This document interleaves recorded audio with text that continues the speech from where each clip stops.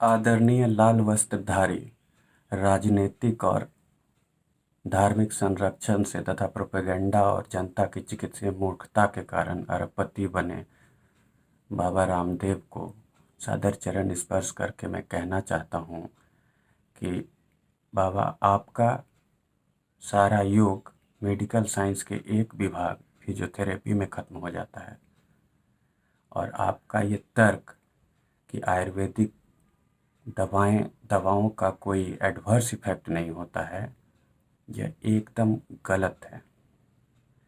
क्योंकि आयुर्वेदिक दवाओं का प्रॉपर केमिकल एनालिसिस नहीं होता है, इसलिए ये भ्रांति समाज में फैल जाती है। आप उदाहरण के लिए एक ड्रग को ले लीजिए, गिलोई। क्या आपको पता है कि गिलोई के भीतर कितने केमिकल हैं? गिलोई के भीतर स्टेरॉयड है, गिलोई के भीतर फ्लेवोनॉइड है, गिलोई के भीतर आपको एल्केलॉइड्स है, इसके अलावा पामेटिन है, अल्कोहल है। तो आप आयुर्वेदिक के नाम पर उसको दे रहे हैं और लोगों को समझा रहे हैं कि कोई दिक्कत नहीं है।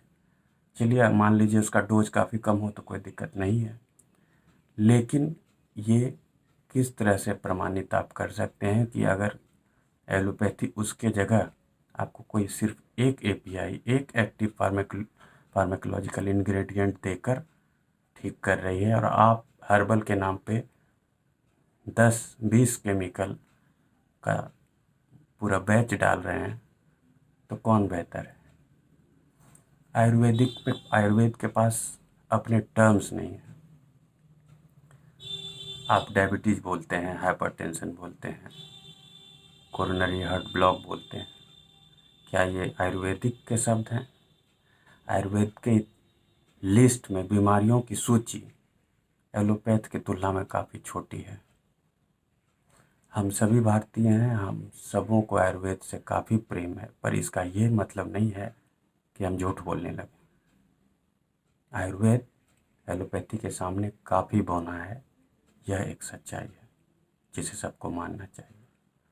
आप जो डाटा देते हैं उसका क्या बेसिस बनाते हैं कि मैंने ट्रायल किया? क्या ट्रायल आयुर्वेद की देन है? पोस्ट मार्केटिंग सर्विलेंस क्या आयुर्वेद की देन है? दिक्कत क्या है? दिक्कत है कि एलोपैथी आपको indication, Contra indication, interaction, side effect सारा डिटेल रिसर्च करके देता है। एक एलोपैथी ड्रग को मार्केट में आने में 20 साल लगते हैं। उसका ट्रायल पहले जानवरों पे होता है, फिर बड़े जानवरों पे होता है, फिर मरीजों पे होता है, इसके बाद वो बाहर आते हैं और आपको कंप्लीट डाटा दिया जाता है कि ये कहाँ कहाँ काम करेगा, क्या अच्छा कर। जो दवा अगर किसी जगह ज़्यादा हानिकारक लग रही है तो वो आगे आ ही नहीं सकती। 100 दवाइयाँ चलती हैं तो 20 साल बाद उसमें से ये हो सकता है एक भी ना बचे, सब रिजेक्ट हो जाए। तो ये तर्क कि हर्बल, मैं आपको ऐसे 50 हर्ब्स के नाम बता सकता हूँ जिसको खिला दूँ तो आप मर जाएं, तो वो हर्बल नहीं है। तो ये कैसी भ्रांति है कि हर्बल खाने से कुछ नहीं होता है? दूसरा, कोरोनिल का बात, कोरोनिल काम कर रही है कि नहीं कर रही है, इसका क्या वैज्ञानिक आधार है, वो बताइए आप। दूसरी बात कि कोरोना से 80 से 90% आदमी खुद अपनी प्रतिरोधक क्षमता के चलते बच जाता है।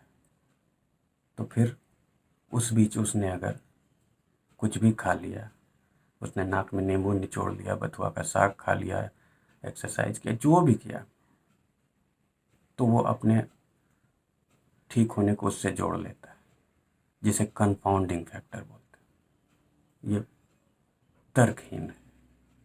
तो समाज में ऐसी हजारों भ्रांतियाँ फैल जाती हैं और आप ऐसी भ्रांतियों को फैलाकर शायद अपना व्यापार बढ़ाना चाहते हैं, जो बहुत ही गलत बात है। पैसा कमाने के लिए आपको इतनी नीच हरकत नहीं करनी चाहिए।